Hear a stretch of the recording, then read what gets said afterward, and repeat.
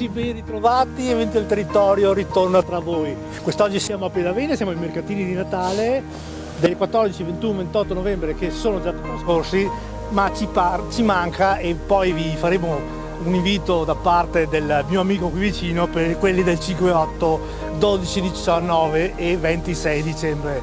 Dicevo, siamo in compagnia di un carissimo amico, Luca Scopel, che è un lobbista, un commerciante qui presente. Luca, intanto grazie di aver aderito a questa mia intervista. Grazie a voi invece per essere qui presenti.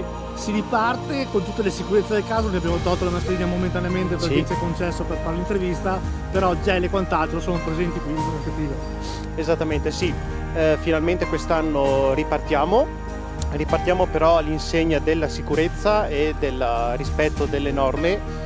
E c'è tanta voglia di ripartire e noi siamo qui, ripartiamo e si va avanti.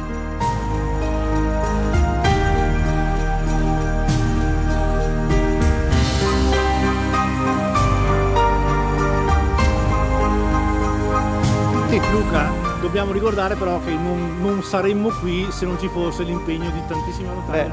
Esattamente, noi siamo qui quest'oggi nel parco Birreria Pedavena, grazie anche alla Proloco che ci ospita, e vogliamo anche ringraziare tutte quelle persone che magari non si vedono ma che lavorano, sono tutti volontari, ricordiamo, e che ci aiutano a sviluppare questo mercatino. Esatto. Luca, l'ultima cosa, non ne avevamo parlato prima, tanti hobbisti ma anche tanti prodotti del territorio qui presenti. Sì, esatto, il mercatino è proprio fatto su prodotti locali, hobbisti, per far conoscere il territorio e i prodotti che offre, insomma.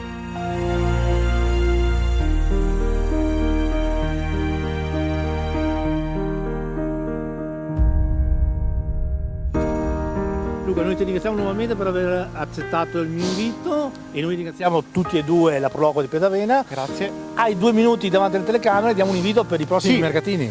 Allora, vi aspettiamo numerosi nei prossimi appuntamenti, il 5, l'8, il 12 e il 26. Vi aspettiamo, se volete venire a bere un bel bicchiere di vin brûlé, una cioccolata calda, farvi una passeggiata all'insegna della spensieratezza, dell'allegria, sempre però ricordando nel rispetto delle norme di sicurezza. E niente che dire, vi aspettiamo, siamo qui.